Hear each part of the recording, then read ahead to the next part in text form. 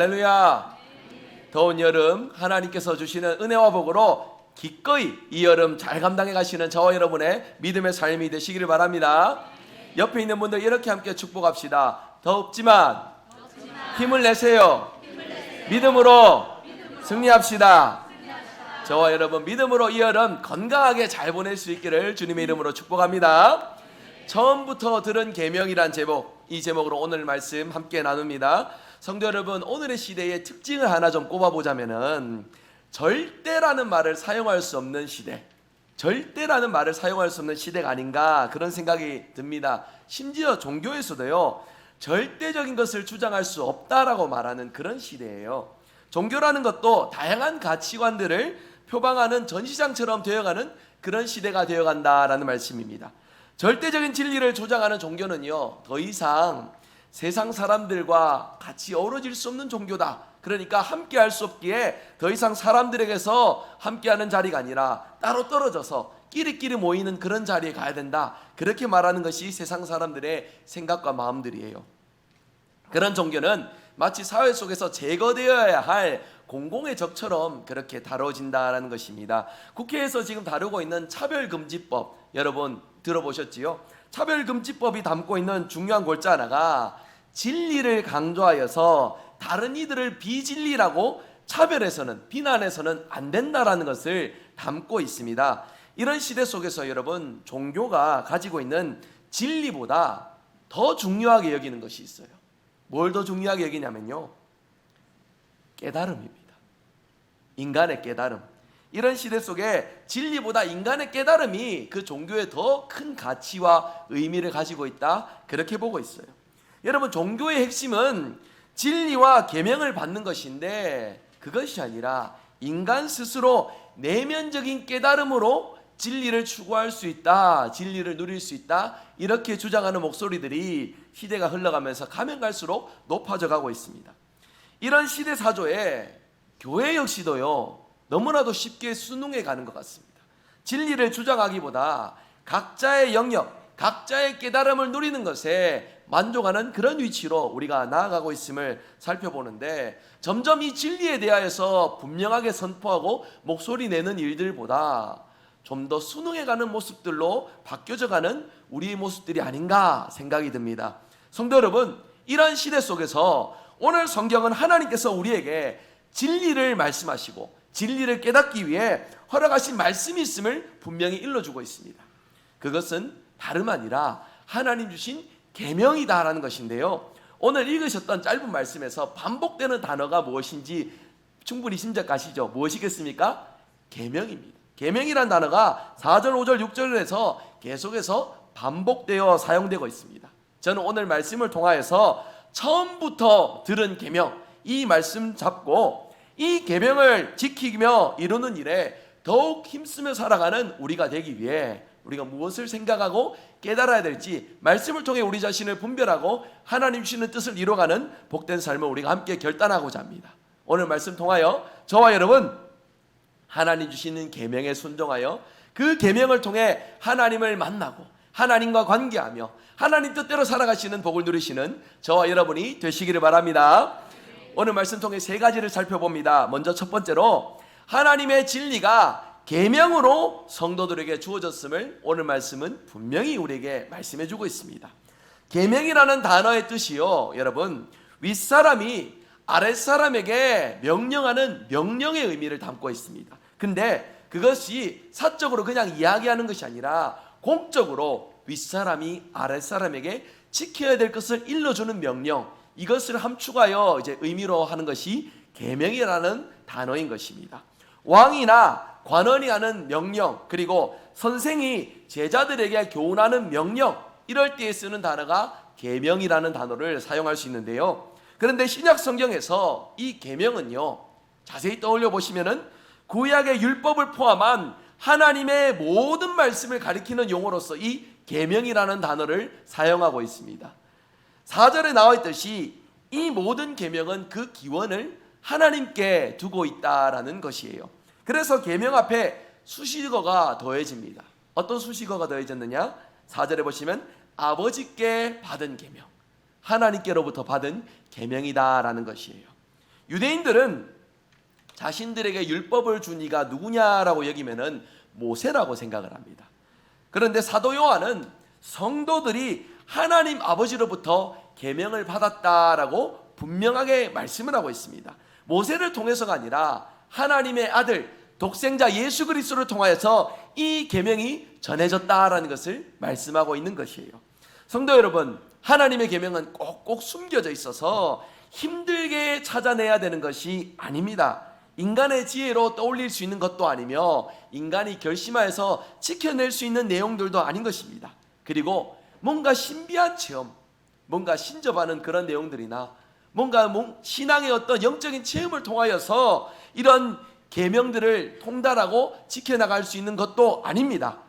모세는 하나님의 계명을 늘 저버려서 40년 동안 광야 생활했던 이스라엘 백성들을 향하여 신명기 30장 11절 12절 말씀 통해 말씀하는데, 하나님의 명령은 지키기 어려운 것이 아니다, 이것을 굉장히 강조를 하고 있어요.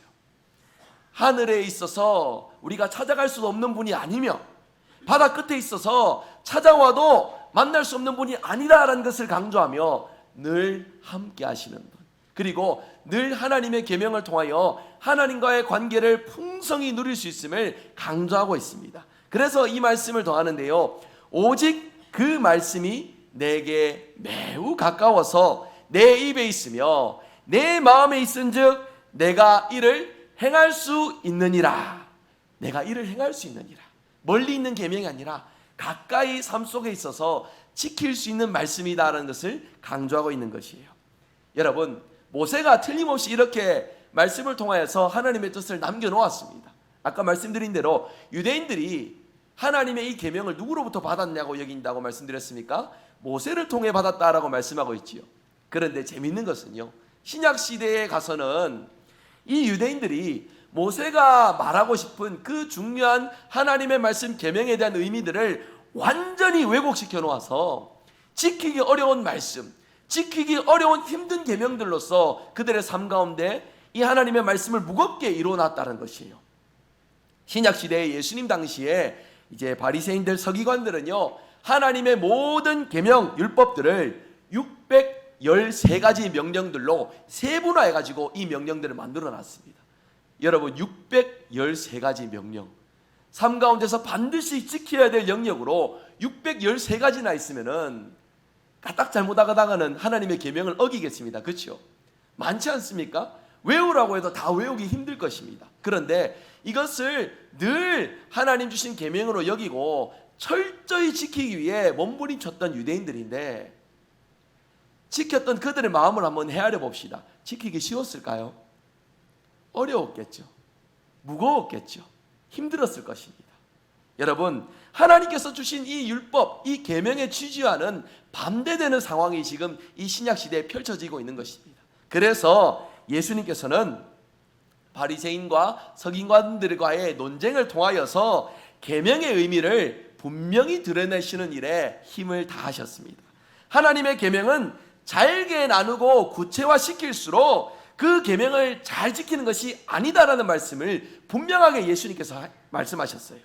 계명을 잘게 나누고 구체화시킬수록 계명의 근본 정신과는 동떨어지게 된다는 것을 주님이 말씀하신 것입니다. 그렇다면 이렇게 말씀하신 예수님은 하나님의 계명에 대해서 어떻게 정의하시고 말씀을 하셨습니까? 예수님은 먼저 하나님의 계명에 온전히 순종하시는 분이십니다. 자기 목숨도 버리시면서까지 하나님의 계명 말씀을 지키셨던 분인데, 무엇 때문에 목숨을 버리셨습니까?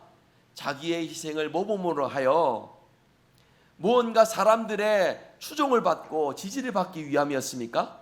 영웅적인 결단과 헌신과 희생이었습니까? 여러분, 그것이 아닙니다. 하나님의 계명에 순종하시기 위해 이 일을 감당하신 것입니다.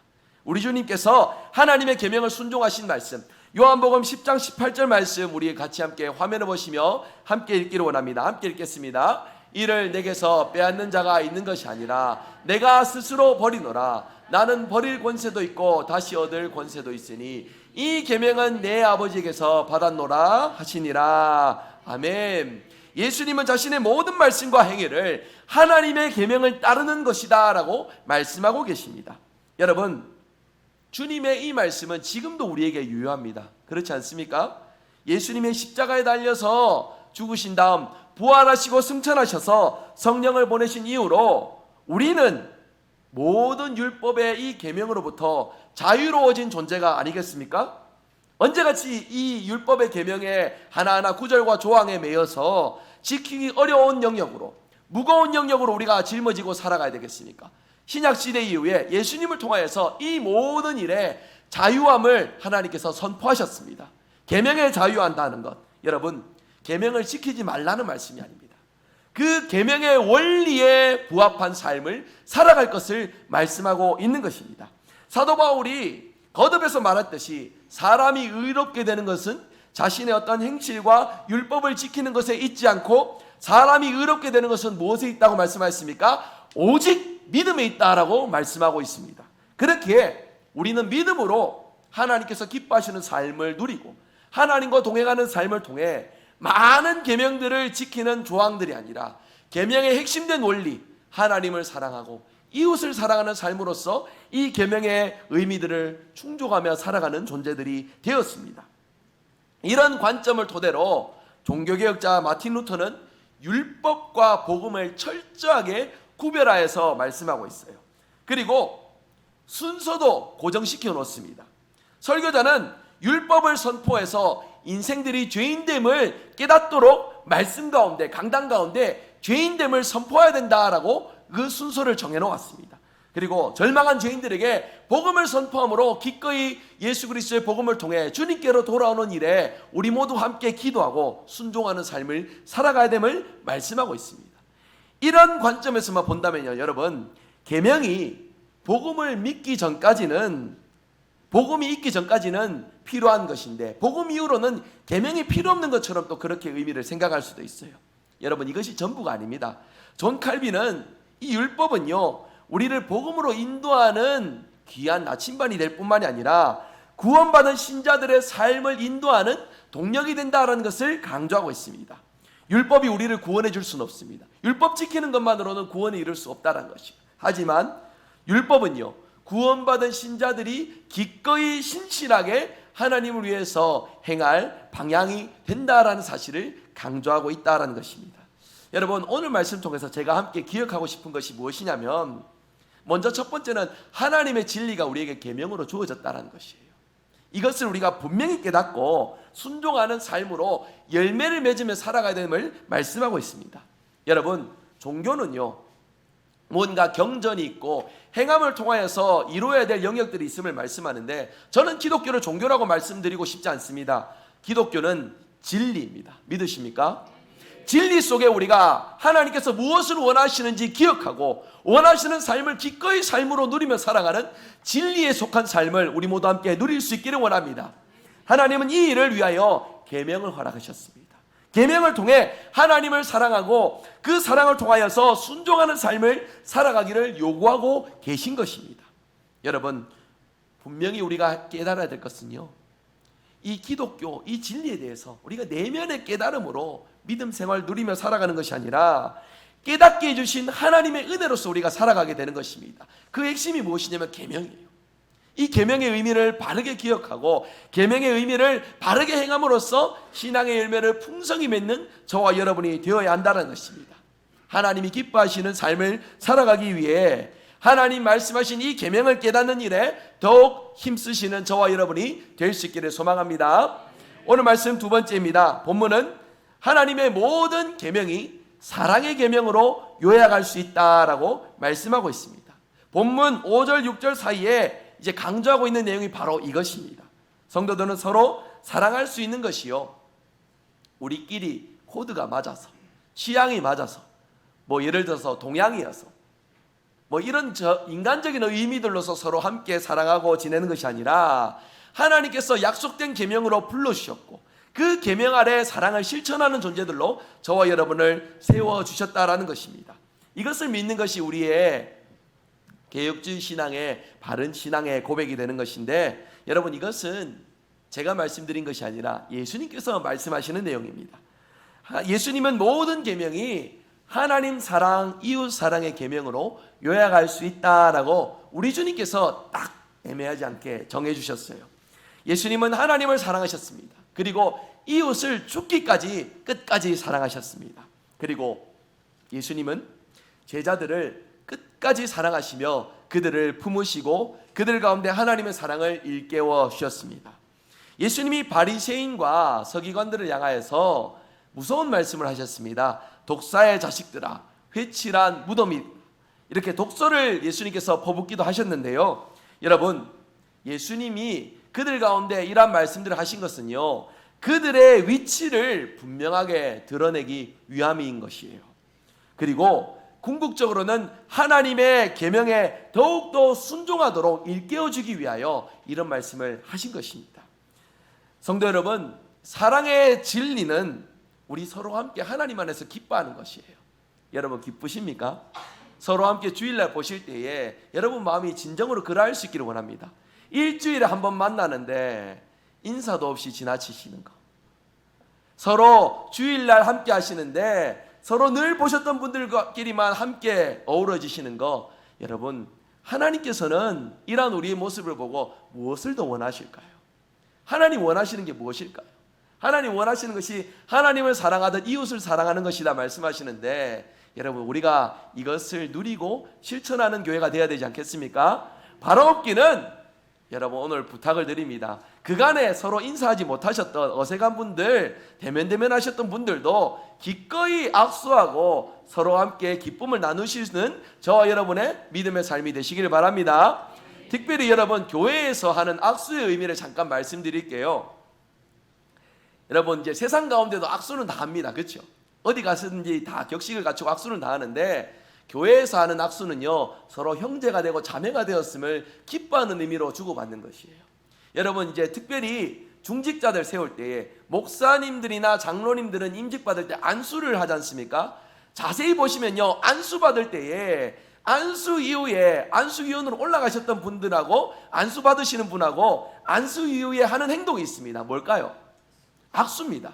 참고로 임직식에는 악수가 순서로도 들어가 있어요. 왜 이걸 하느냐?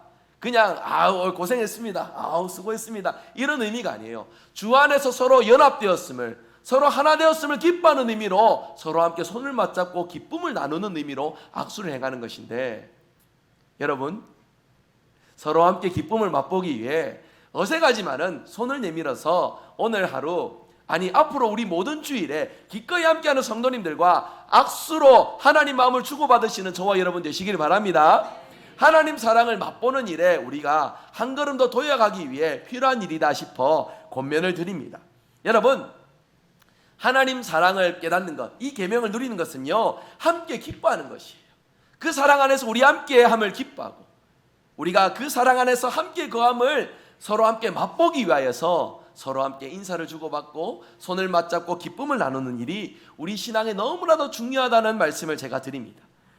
여러분 생각해 보면은요, 예수님께서 이 일에 진심이셨음을 우리가 좀 깨닫게 되는데, 먼저 예수님이 말씀하시는 그 말씀을 떠올려 보면 새 계명을 준다라고 말씀하시며 서로 사랑하라, 우리 주님이 말씀하셨습니다. 요한복음 13장 34절 35절 말씀 화면 보시면 우리 함께 읽겠습니다. 함께 읽습니다. 새 계명을 너희에게 주노니 서로 사랑하라. 내가 너희를 사랑한 것 같이 너희도 서로 사랑하라. 너희가 서로 사랑하면 이로써 모든 사람이 너희가 내 제자인 줄 알리라. 아멘. 예수님은 서로 사랑하는 것을 왜 새 계명이다라고 말씀을 하셨을까요? 서로 사랑하는 계명은 이미 구약 시대 때부터 하나님 주시는 옛 계명이 아니겠습니까? 처음부터 들었던 계명인 것이에요. 그런데 예수님이 서로 사랑하라는 것을 새 계명으로 주시는 이유는 왜 이 말씀을 하셨냐면은 예수님 안에서만 이 계명을 지킬 수 있기 때문이에요. 예수님 안에서만 이 계명을 지킬 수 있습니다. 여러분 이 일에 우리가 먼저 이 일의 연약함을 고백합시다. 함께하고 있지만 서로 함께 즐거운 마음으로 악수하실 수도 있겠지만 그것이 계속적으로 지속될 수는 없습니다. 어느 날에는 내 마음이 언짢아서, 어느 날에는 또 원치 않지만은 분쟁으로 인하여서 관계가 틀어질 수도 있는 게 저와 여러분 인간의 연약함이에요.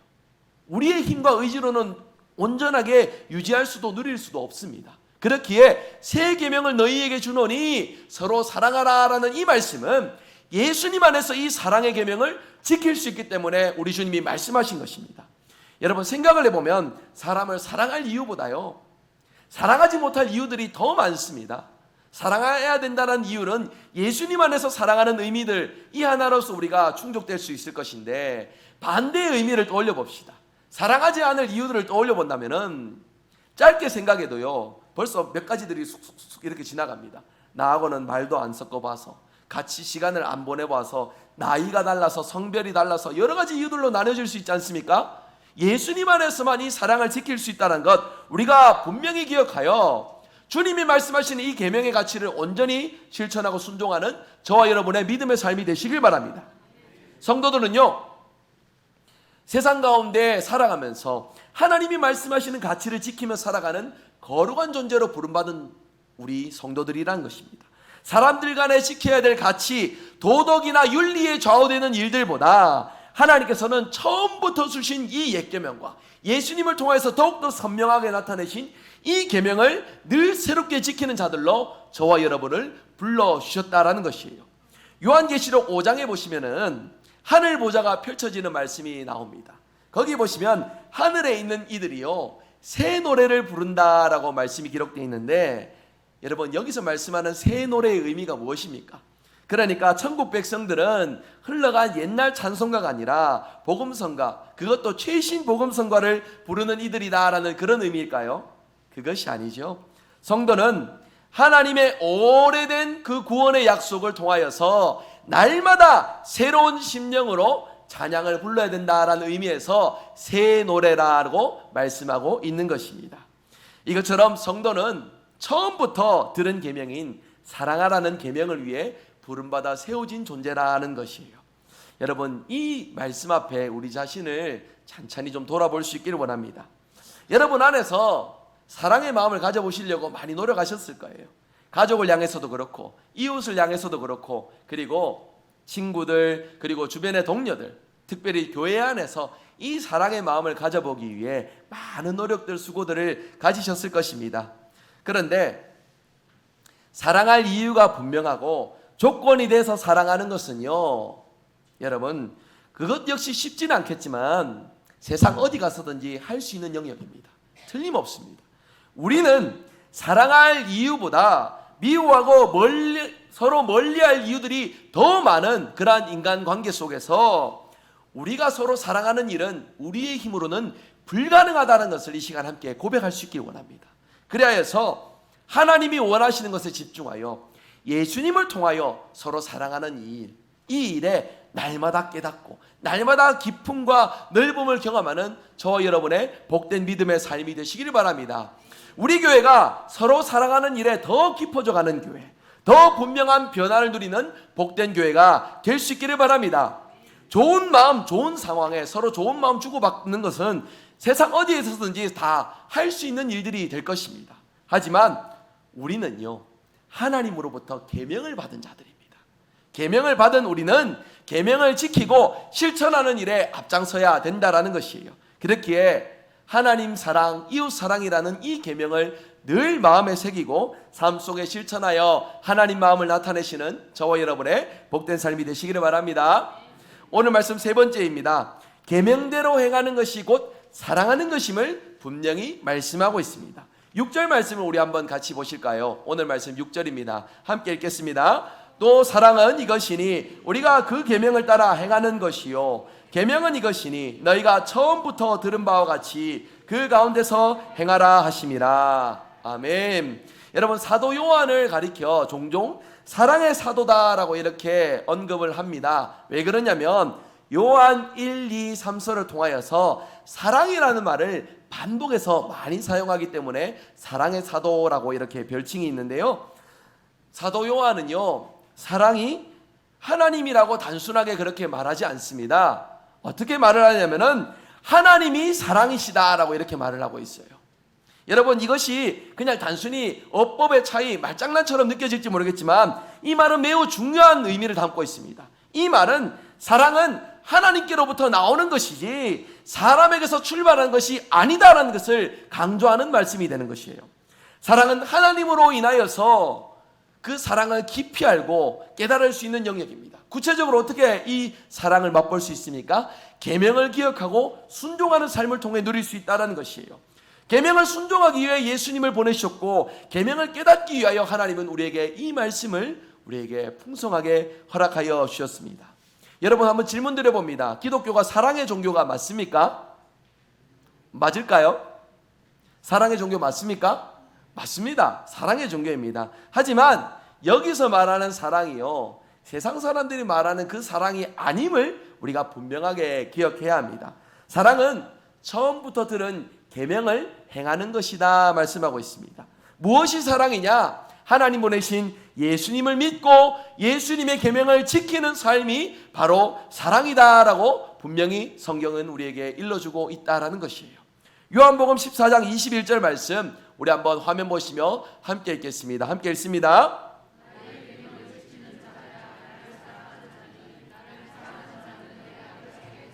받을 것이요 나도 그를 사랑하여 그에게 나를 나타내리라. 아멘. 하나님은 사랑이신데 예수님의 은총을 힘입지 않고는 하나님의 사랑을 절대로 누릴 수 없음을 다시 한 번 더 강조하고 있다는 것이에요. 여러분 지난 주일에 말씀을 기억하십니까? 지난 주일에 우리 기독교를 진리라고 하면서 이 진리에 대하여서 우리가 함께 기억하고 말씀의 의미를 함께 살펴보았는데요. 오늘 말씀에 이 진리가 계명으로 연결되고 있음을 우리가 말씀 통해 확인할 수가 있습니다. 기독교를 진리라고 보는 관점에서, 여러분 계명이라고 보는 관점에서 접근해 보면은 우리에게 좀 무겁게 느껴질 수도 있을지 모릅니다. 이걸 어떻게 다 지키며 살지? 참 살아가기 바쁘고 해야 될 일들도 많고 어떻게 이 말씀대로 다 지키며 살아갈 수 있을까? 참 무거운 의미로 느껴질 수 있을 법한데요. 여러분 이것에 관한 흥미로운 하나의 이야기가 있습니다. 신약시대에 필로라고 하는 유명한 유대인 철학자가 있었습니다. 그 사람은요 이 계명이라는 단어를 쓰기 굉장히 꺼려했다고 해요. 왜냐하면 그는 자발적으로 행동하는 것을 명령에 의해 행동하는 것보다 더 귀하게 여겼기 때문에 계명이다라는 말을 사용하는 것을 굉장히 꺼려했다고 합니다. 아까 말씀드린 대로 계명이라는 단어의 어원이요, 이제 상급자가 하급자에게 공적으로 하는 명령, 그 의미가 담겨져 있지 않습니까? 자발적이 아니라는 것이에요. 강제적으로 물리적으로 실천해야 되는 영역이라 보았기 때문에 계명이라는 말을 쓰는 것을 굉장히 꺼렸다라고 합니다. 현명한 사람은요, 그렇지만 생각해 볼 때에 단순히 명령을 통해서만 살아가는 이들이 현명한 것이 아니지 않습니까? 굳이 명령이 없어도 무엇이 옳은 것인지를 인식하고 마음에 새겨서 이를 실행할 수 있는 이들이 현명하고 지혜로운 이다라는 것을 우리가 잘 알 수가 있습니다.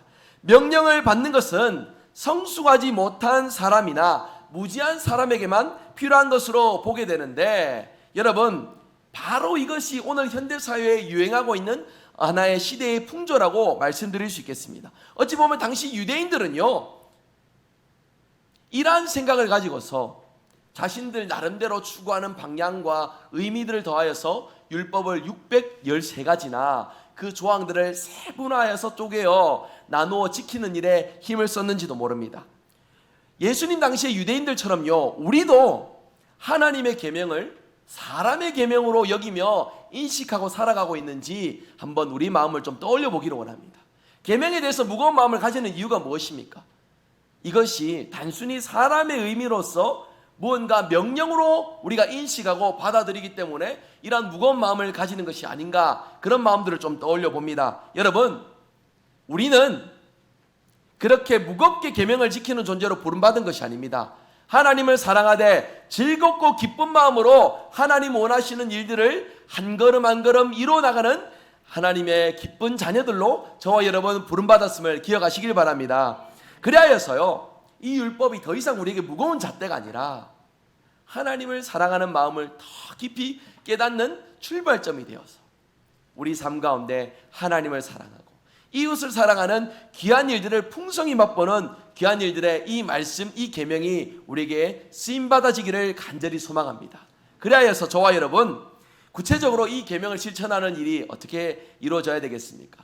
우리가 다 감당할 수 없을지라도 하나님을 사랑하는 중심이 분명하다면 이 계명은 여러분에게 유효합니다. 이 계명은 여러분을 하나님 기뻐하시는 삶의 자리로 인도하여 줍니다.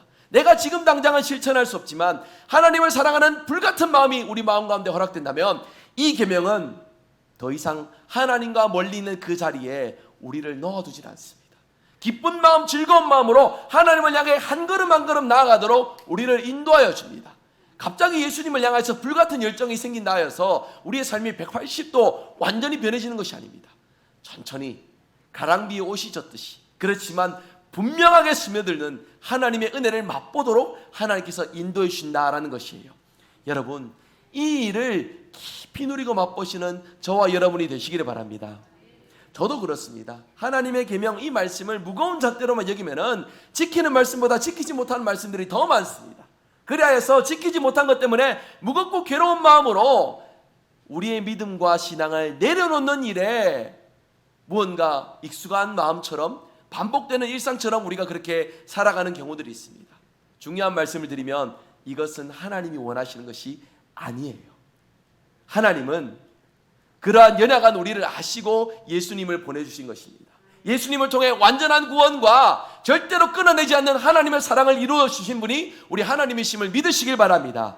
그래서 그 순간에 연약한 자리에 머물러 계실 때에도 하나님을 향한 그 사랑의 마음을 기억하시오. 그 순간을 끊어내는 가장 좋은 방법은 하나님을 향한 그 사랑을 회복시켜 주시고 내게 주시는 도움의 손길을 허락해 달라는 우리의 입술의 간구, 기도로서 그 사랑을 깊이 맛보게 된다는 것이에요. 낙심하여 이도저도 없이 다 포기하는 삶이 아니라 기도를 통해 하나님의 도우심을 경험하는 저와 여러분의 믿음의 삶이 되시기를 바랍니다. 여러분, 영원한 진리를 통해서 처음부터 주신 이 계명은 바로 하나님과 끊어지지 않는 아름다운 사랑의 관계를 말씀하고 있습니다. 우리가 행함을 통해서 이 관계를 유지하는 것이 아니라 하나님과의 관계를 통해서 기꺼이 행함의 열매를 맺도록 인도해 주신다라는 것이에요. 우리가 믿음과 이웃에 대한 어떤 사랑의 행함과 실천, 이 많은 것들을 가지지 못하는 것으로 낙심하고 좌절하며 살아갈지 모릅니다. 여러분, 분명히 말씀드립니다. 이것을 지키는 단순히 행함으로써 구원에 이르는 것이 아닙니다. 하나님 자녀를 맛보며 살아가는 것이 아닙니다. 하나님과의 어떤 신비한 체험을 통해서 이 사랑의 의미들을 더 분명히 깨닫고 실천하며 나아갈 수 있는 것도 아닙니다. 우리 주님은 진리의 말씀을 통하여 하나님께서 허락하신 이 계명 안에서 서로가 사랑을 맛보고 지키며 자라가는 존재들로 저와 여러분을 불러주셨습니다. 이 의미에 온전히 깨닫고 순종하여 하나님 사랑을 맛보시는 저와 여러분이 되시기를 바랍니다. 제가 바라기는 사실 요한 2서 말씀 여러분 좀 읽어보셨습니까? 통독을 하실 때에도 짧은 분량이어서 빨리 지나갑니다. 요한 2서를 찬찬히 이렇게 집중하여서 말씀을 살펴보는 경우들이 잘 없으셨을 거예요.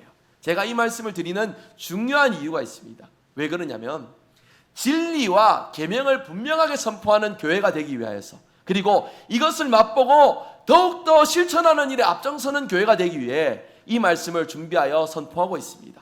8월 한 달 동안 요한 2서 말씀을 계속해서 살펴보고 있는데, 여러분, 저는 바라기는 이 강단에서부터 언제나 말씀을 가르치는 그 자리에서 하나님의 계명, 분명한 진리를 나타내는 능력 있는 교회가 되기 위해 직분의 소임을 다하도록 힘쓰겠습니다.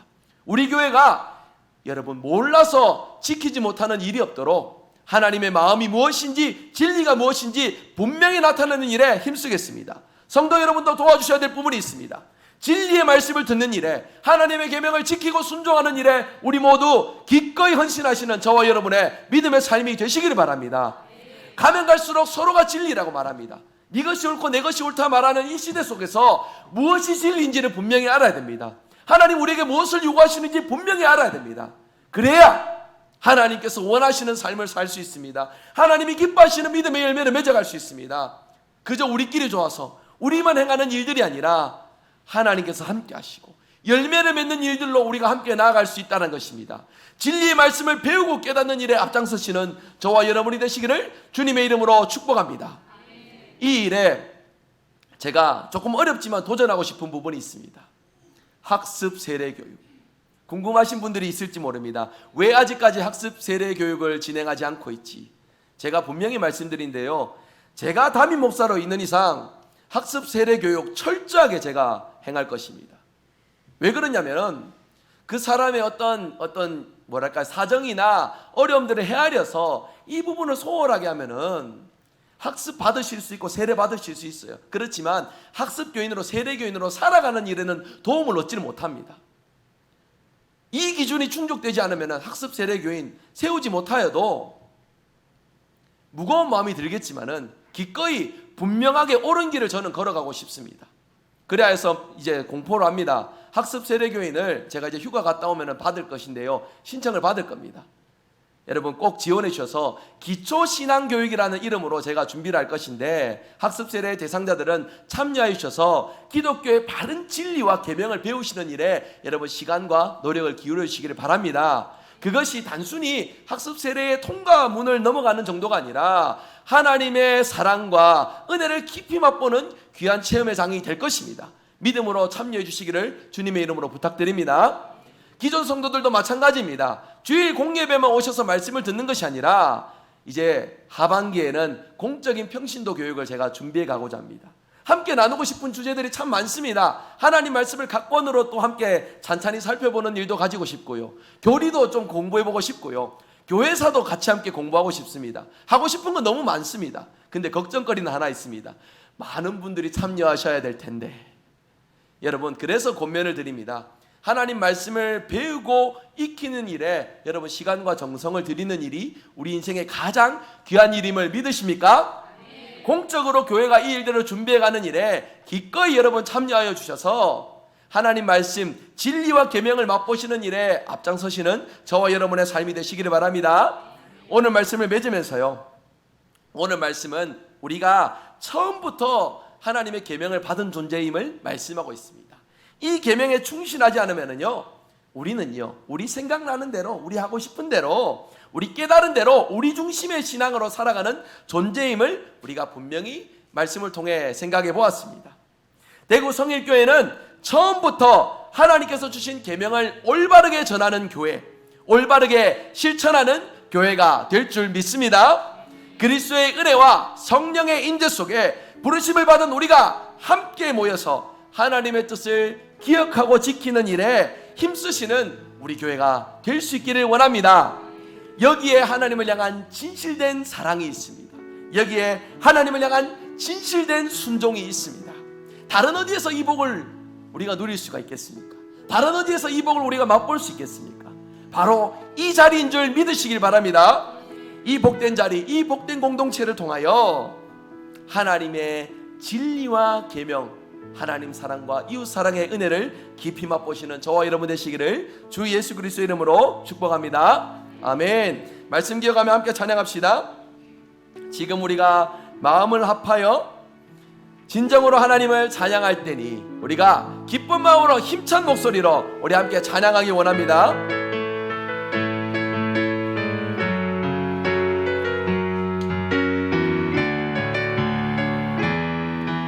지금 우리는 마음을 합하여,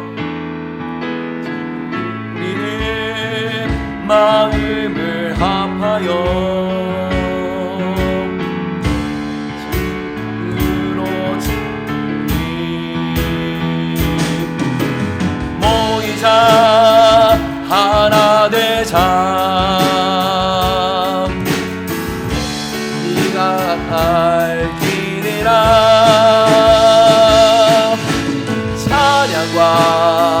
온 마음과 정성을 다해 기도와 주님께서 기도하신 것처럼 말씀 속에 권능으로 임하시니 사랑으로 지금 우리가 하나님을 의지하고, 지금 우리가 하고 합니다. 하나님 모이자 하나 되자 주님이 진실이라 찬양과 온 마음과 정성을 다해 기도와 주님께서 주님께서 기도하신 것처럼 말씀 속에 권능으로 임하시니 사랑으로 찬양과 본방과 정성 다해 두 손 들고 함께 찬양하기를 원합니다. 정성을 다해 기도와 주님께서 기도하신 것처럼 말씀 속에 권능으로 임하시니 사랑으로 하나는 우리의 젊음 모두 다해 주님을 찬양하며 온 세상에 주의 사랑 전하리라. 두 손 높이 들고 힘차게 외치며 찬양합니다. 일어나 새벽을 깨우리라. 지금 너희가 하나 될 때이네. 일어나 새벽을 깨우리라. 내가 너희와 일어나 새벽을 깨우리라. 일어나 새벽을 깨우리라. 지금 너희가 하나 될 때이네. 일어나 새벽을 깨우리라. 내가 너희와 함께 하리라. 우리 함께 말씀 붙들고 기도합니다. 우리에게 주신 하나님의 진리 계명을 더욱 깊이 깨닫고 삶 속에 고백하며 실천하며 살게 하소서. 세상이 말하는 사랑의 가치를 넘어 하나님께서 일러주신 하나님 사랑, 이웃 사랑을 실천해가는 우리 교회와 성도들 되게 하여 주시옵소서. 하나님의 계명을 사람의 계명으로 바꾸지 않도록 언제나 하나님 말씀 통해 바른 교훈과 순종을 누리며 살게 하여 주시옵소서. 말씀 붙들고 우리 함께 합심하여 기도하며 나갑니다. 하나님 감사합니다.